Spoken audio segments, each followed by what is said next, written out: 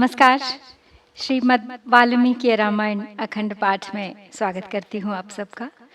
आज हम पढ़ेंगे एकाधिक शततम सर्ग युद्धकांड से, अर्थात 101वां सर्ग।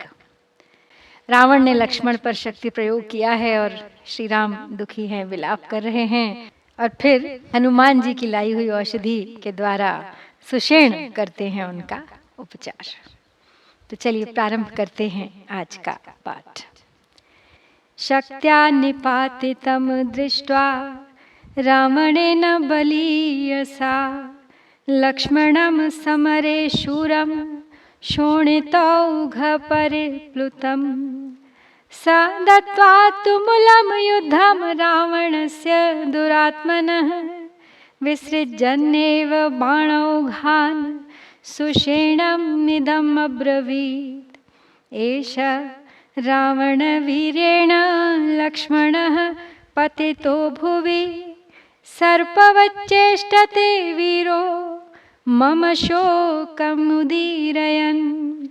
शोणितार्द्रमिमं वीरं प्राणैः प्रियतरं मम पश्यतो मम का शक्तिर्योद्धुं पर्याकुलात्मनः अयं स समरश्लाघी भ्राता मे शुभलक्षणः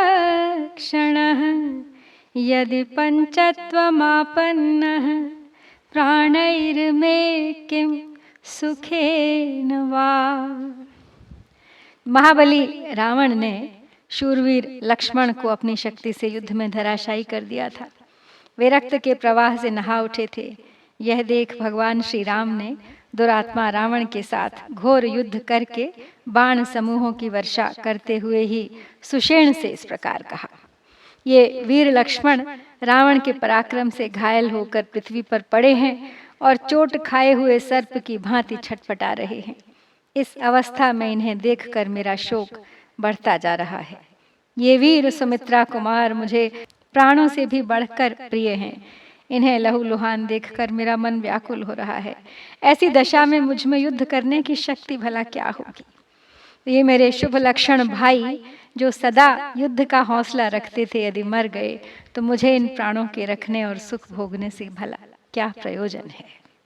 लज्जति वही में वीर्यम भ्रश्यति व कराधनुः सायका व्यवसीदन्ति दृष्टिर्बाष्पवशं गता अवसीदन्ति गात्राणि स्वप्नयाने नृणामिव चिन्ता मे वर्धते तीव्रा मुमूर्षापि च जायते भ्रातरं निहतं दृष्ट्वा रावणेन दुरात्मना विष्टनन्तं तु दुःखार्तं मर्मण्यभिहतं भृशम् राघवो भ्रातरं दृष्ट्वा प्रियं बाणं बहिश्चरं दुःखेन महताविष्टो ध्यानशोकपरायणः परं विषादमापन्नो विललापाकुलेन्द्रियः भ्रातरं निहतं दृष्ट्वा लक्ष्मणं रणपांशुषु। तो श्री राम दुखी होते हुए आगे कहते हैं कि इस समय इस परिस्थिति में मेरा पराक्रम लज्जित सा हो रहा है। हाथ से धनुष खिसकता सा जा रहा है। मेरे सायक शिथिल हो रहे हैं और नेत्रों में आंसू भर आए हैं। जैसे स्वप्न में मनुष्यों के शरीर शिथिल हो जाते हैं, वही दशा मेरे इन अंगों की है। मेरी तीव्र चिंता बढ़ती जा रही है और दुरात्मा रावण के द्वारा घायल होकर मार्मिक आघात से अत्यंत पीड़ित एवं दुखातुर हुए भाई लक्ष्मण को कराहते देख मुझे भी मर जाने की इच्छा हो रही है। श्री रघुनाथ जी बाहर विचरने वाले प्राणों के समान प्रिय भाई लक्ष्मण को इस अवस्था में देख महान दुख से व्याकुल हो गए, चिंता और शोक में डूब गए। उनके मन में बड़ा विषाद हुआ, इंद्रियों में व्याकुलता छा गई और वे रणभूमि की धूल में घायल होकर पड़े हुए भाई लक्ष्मण की ओर देखकर विलाप करने लगे। विजयो अपि हि मे शूर न प्रियायोपकल्पते। अचक्षुर्विषयश्चन्द्रः कां प्रीतिं जनयिष्यति। किं मे युद्धेन किं प्राणैर्युद्धकार्यं न विद्यते। यत्रायं निहतः शेते रणमूर्धनि लक्ष्मणः। यथैव मां वनं यान्तमनुयाति महाद्युतिः। अहमप्यनुयास्यामि तथैवैनं यमक्षयम्। इष्टबन्धुजनो नित्यं मां स नित्यमनुव्रतः। इमामवस्थां गमितो राक्षसैः कूटयोधिभिः। देशे देशे कलत्राणि देशे देशे च बान्धवाः। तं तु देशं न पश्यामि यत्र भ्राता सहोदरः। श्री राम लक्ष्मण की ओर देखकर विलाप कर रहे हैं। कहते हैं, हे शूरवीर, अब संग्राम में विजय भी मिल जाए तो मुझे प्रसन्नता नहीं होगी। अंधे के सामने चंद्रमा अपनी चांदनी बिखेर दे तो भी वे उसके मन में कौन सा आह्लाद पैदा कर सकेंगे। अब इस युद्ध से अथवा प्राणों की रक्षा से मुझे क्या प्रयोजन है। अब लड़ने भिड़ने की भी कोई आवश्यकता नहीं है। जब संग्राम के मुहाने पर मारे जाकर लक्ष्मण ही सदा के लिए सो गए, तब युद्ध जीतने से क्या लाभ है। वन में आते जाते समय जैसे महातेजस्वी लक्ष्मण मेरे पीछे पीछे चले आए थे, उसी तरह यमलोक में जाते समय मैं भी इनके पीछे पीछे जाऊंगा। हाय, जो सदा मुझ में अनुराग रखने वाले मेरे प्रिय बंधुजन थे, छल से युद्ध करने वाले निशाचरों ने आज उनकी यह दशा कर दी। प्रत्येक देश में स्त्रियां मिल सकती हैं, देश देश में जाति भाई उपलब्ध हो सकते हैं, परंतु ऐसा कोई देश मुझे दिखाई नहीं देता जहां सहोदर भाई मिल सके। किं नु राज्येन दुर्धर्ष लक्ष्मणेन विना मम। कथं वक्ष्याम्यहं त्वं सुमित्रां पुत्रवत्सलाम्। उपालम्भं न शक्ष्यामि सोढुं दत्तं सुमित्रया। किं नु वक्ष्यामि कौसल्यां मातरं किं नु कैकेयीं। भरतं किं नु वक्ष्यामि शत्रुघ्नं च महाबलं। सह तेन वनं यातो विना तेनागतः कथम्। इहैव मरणं श्रेयो न तु बन्धु विगर्हणन्। किं मया दुष्कृतं कर्म कृतमन्यत्र जन्मनि। येन मे धार्मिको भ्राता निहतश्चाग्रतः स्थितः। हा भ्रातर्मनुजश्रेष्ठ शूराणाम प्रवर प्रभो। श्री राम का दुख मिट नहीं रहा है।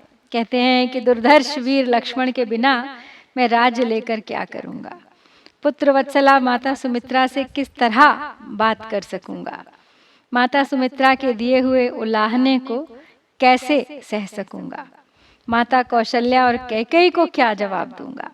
भरत और महाबली शत्रुघ्न जब पूछेंगे कि आप लक्ष्मण के साथ वन में गए थे, फिर उसके बिना ही कैसे लौट आए, तो उन्हें मैं क्या उत्तर दूंगा। अतः मेरे लिए अब यहीं मर जाना अच्छा है। भाई बंधुओं में जाकर उनकी कही हुई खरी खोटी बातें सुनना अच्छा नहीं। मैंने पूर्व जन्म में कौन सा अपराध किया था जिसके कारण मेरे सामने खड़ा हुआ मेरा धर्मात्मा भाई मारा गया। भाई नरश्रेष्ठ लक्ष्मण, हा प्रभावशाली शूर प्रवर, तुम मुझे छोड़कर अकेले क्यों परलोक में जा रहे हो। एकाकी किं नु मां त्यक्त्वा परलोकाय गच्छसि। विलपन्तं च मां भ्रातः किमर्थं नावभाषसे। उत्तिष्ठ पश्य किं शेषे दीनं मां पश्य चक्षुषा। शोकार्तस्य प्रमत्तस्य पर्वतेषु वनेषु च विषण्णस्य महाबाहो समाश्वासयिता मम राममेवं ब्रुवाणं तु शोकव्याकुलितेन्द्रियम् आश्वासयन्नुवाचेदं सुषेणः परमं वचः त्यजे मां नरशार्दूल बुद्धिं वैक्लव्यकारिणीं शोकसञ्जननीं चिन्तां तुल्यां बाणैश्च मुमुखे नैव पञ्चत्वमापन्नो लक्ष्मणो लक्ष्मीवर्धनः न ह्यस्य विकृतं वक्त्रं न च श्यामत्वमागतं सुप्रभं च प्रसन्नं च मुखमस्य निरीक्ष्यताम्। श्री राम विलाप कर रहे हैं, कहते हैं भैया मैं तुम्हारे बिना रो रहा हूँ, तुम मुझसे बोलते क्यों नहीं हो? प्रिय बंधु उठो, आंख खोलकर देखो, क्यों सो रहे हो? मैं बहुत दुखी हूँ, मुझ पर दृष्टिपात करो।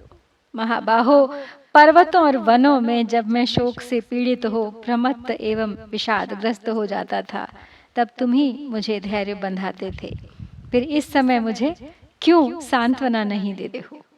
इस तरह विलाप करते हुए भगवान श्री राम की सारी इंद्रियां शोक से व्याकुल हो उठी थीं। उस समय सुषेण ने उन्हें आश्वासन देते हुए बोले, पुरुष सिंह, व्याकुलता उत्पन्न करने वाली इस चिंता युक्त बुद्धि का परित्याग कीजिए, क्योंकि युद्ध के मुहाने पर की हुई चिंता बाणों के समान होती है और केवल शोक को जन्म देती है। आपके भाई शोभा वर्धक लक्ष्मण मरे नहीं हैं। देखिए, इनके मुख की आकृति अभी बिगड़ी नहीं है और ना ही इनके चेहरे पर कालापन ही आया है। इनका मुख प्रसन्न एवं कांतिमान दिखाई दे रहा है।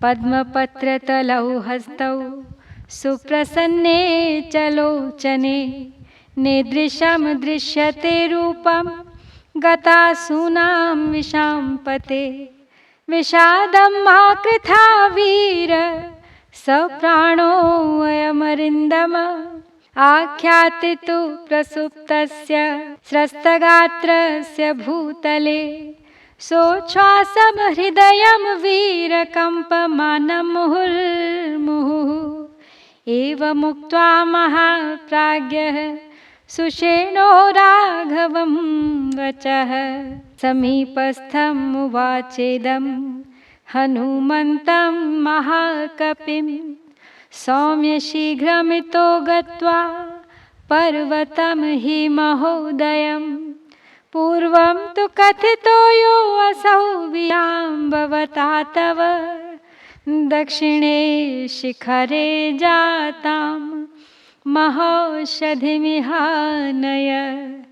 विशल्यकरणीं नाम्ना सावर्ण्यकरणीं तथा सञ्जीवकरणीं वीरसन्धानीं च महौषधीं सञ्जीवनार्थं वीरस्य लक्ष्मणस्य त्वमानय इत्येवमुक्तो हनुमान् गत्वा चौषधिपर्वतं चिन्तामभ्यगमत् श्रीमान् जानन्स्तामहौषधीः। विश्वास दिलाया जा रहा है श्री राम को कि लक्ष्मण अभी जीवित हैं, आपको शोक की आवश्यकता नहीं। इनके हाथों की हथेलियां कमल जैसी कोमल हैं, आंखें भी बहुत साफ हैं। प्रजानाथ, मरे हुए प्राणियों का ऐसा रूप नहीं देखा जाता है। शत्रुओं का दमन करने वाले वीर, आप विषाद न करें। इनके शरीर में प्राण हैं। वीर ये सो गए हैं, इनका शरीर शिथिल होकर भूतल पर पड़ा है, सांस चल रही है और हृदय बारंबार कंपित हो रहा है, उसकी गति बंद नहीं हुई है। यह लक्षण इनके जीवित होने की सूचना दे रहा है। श्री रामचंद्र जी से ऐसा कहकर परम बुद्धिमान सुषेण ने पास ही खड़े हुए महाकपि हनुमान जी से कहा, सौम्य, तुम शीघ्र ही यहाँ से महोदय पर्वत पर, जिसका पता जाम्बवान तुम्हें पहले बता चुके हैं, जाओ और उसके दक्षिण शिखर पर उगी हुई विशल्यकर्णी, सावर्ण्यकर्णी, संजीवकर्णी तथा संधानी नाम से प्रसिद्ध महौषधियों को यहाँ ले आओ। वीर, उन्हीं से वीरवर लक्ष्मण के जीवन की रक्षा होगी। उनके ऐसा कहने पर हनुमान जी औषधि पर्वत महोदय गिरि पर गए, परंतु उन महौषधियों को न पहचानने के कारण वे चिंता में पड़ गए। तस्य बुद्धि समुत्पन्ना मारुतेरमेतौजसः इदमेव गमिष्यामि गृहीत्वा शिखरं गिरेः। अस्मिंस्तु शिखरे जातामौषधीं तां सुखावहां प्रतर्केणावगच्छामि सुषेणो ह्येवमब्रवीत्। आगृह्य यदि गच्छामि विशल्यकर्णीमहं कालात्ययेन दोषः स्याद्वैक्लव्यं च महद्भवेत्। इति संचित्य हनुमान् गत्वा क्षिप्रं महाबलः आसाद्य पर्वतश्रेष्ठं त्रिः प्रकम्प्य गिरेः शिरः। फुल्लनानातरुगणं समुत्पाटय महाबलः गृहीत्वा हर्षार्दूलो हस्ताभ्यां समतोलय। सनीलमिव जीमूतं तोयपूर्णं नभस्तलात् उत्पपात गृहीत्वा तु हनुमान् शिखरं गिरे। समागम्य महावेगः सन्न्यस्य शिखरं गिरेः विश्रम्य किञ्चित् हनुमान् सुषेणमिदमब्रवीत्। औषधीर्नावगच्छामि ताहं हरिपुङ्गव तदिदं शिखरं कृत्स्नं गिरेस्तस्याहृतं मया। तो हनुमान जी जब औषधि नहीं पहचान पाए तो उनके मन में ये विचार उत्पन्न हुआ कि मैं इस पर्वत के शिखर को ही ले चलूं। इसी शिखर पर वह सुखदायिनी औषधि उत्पन्न होती होगी, ऐसा मुझे अनुमानतः ज्ञात होता है, क्योंकि सुषेण ने ऐसा ही कहा था। यदि विशल्यकर्णी को लिए बिना ही लौट जाऊं तो अधिक समय बीतने से दोष की संभावना है और उससे बड़ी भारी घबराहट हो सकती है। ऐसा सोचकर महाबली हनुमान तुरंत उस श्रेष्ठ पर्वत के पास जा पहुंचे और उसके शिखर को 3 बार हिलाकर उसे उखाड़ लिया। उसके ऊपर नाना प्रकार के वृक्ष खिले हुए थे। वानर श्रेष्ठ महाबली हनुमान ने उसे दोनों हाथों पर उठाकर तौला। जल से भरे हुए नीले मेघ के समान उस पर्वत शिखर को लेकर हनुमान जी ऊपर को उछले। उनका वेग महान था।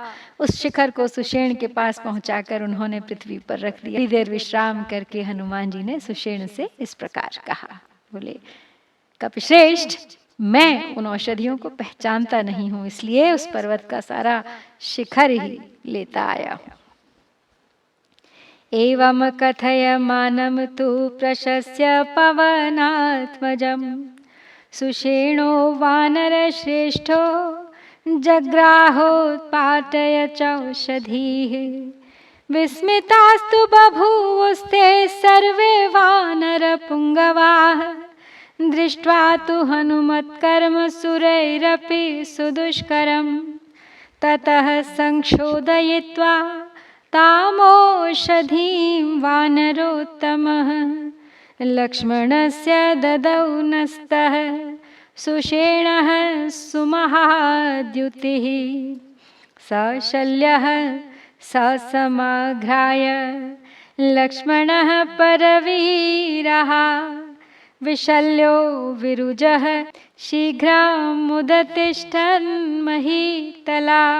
तमुत्थितं तु हरयो भूतलात् प्रेक्ष्य लक्ष्मणम् साधु सात्विति सुप्रीता लक्ष्मणं प्रत्यपूजयन्।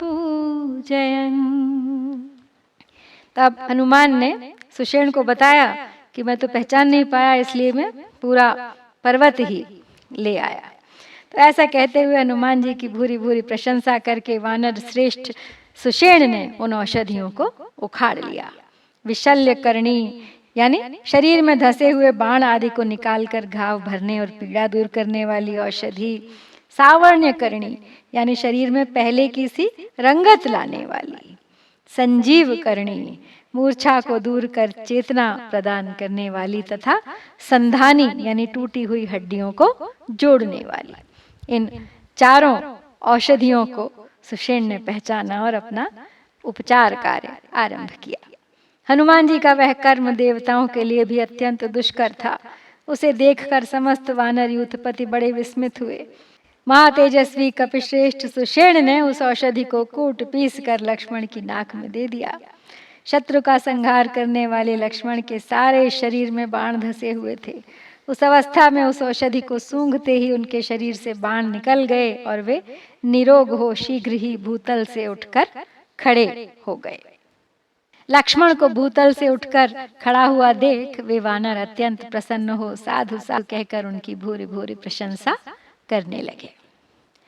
एहे ही त्यब्रवीत रामो लक्ष्मणं परवीरः सस्वजे गाढमालिङ्ग्य बाष्प परयाकुलेक्षणः अब्रवीत च परिष्वज्य सौमित्रिं राघवस्तदा दिष्टया त्वां वीर पश्यामि मरणात् पुनरागतम् न हि मे जीवितेनार्थः सीतया च जयेन वा को हि मे जीवितेनार्थस्त्वयि पञ्चत्वमागते इत्येवं ब्रुवतस्तस्य राघवस्य महात्मनः खिन्नः शिथिलया वाचा लक्ष्मणो वाक्यमब्रवीत्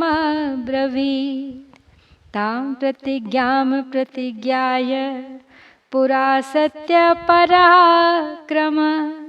लघुः कश्चिदिवा सत्त्वो नैवं त्वं वक्तुमर्हसि।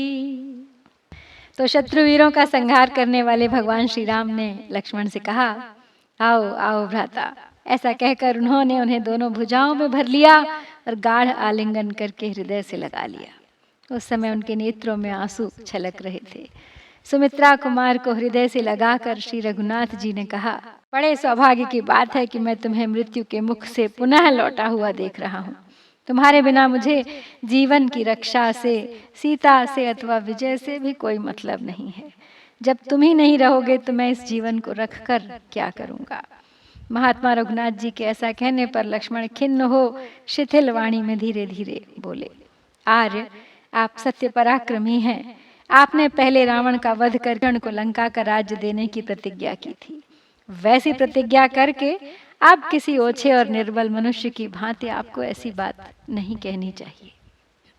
न हि प्रतिज्ञां कुर्वन्ति तथाम सत्यवादिनः लक्षणं हि महत्वस्य प्रतिज्ञा परिपालनम् नैराश्यमुपगन्तुं च नालं ते मत्कृते अनघा वधेन रावणस्याद्य प्रतिज्ञामनुपालय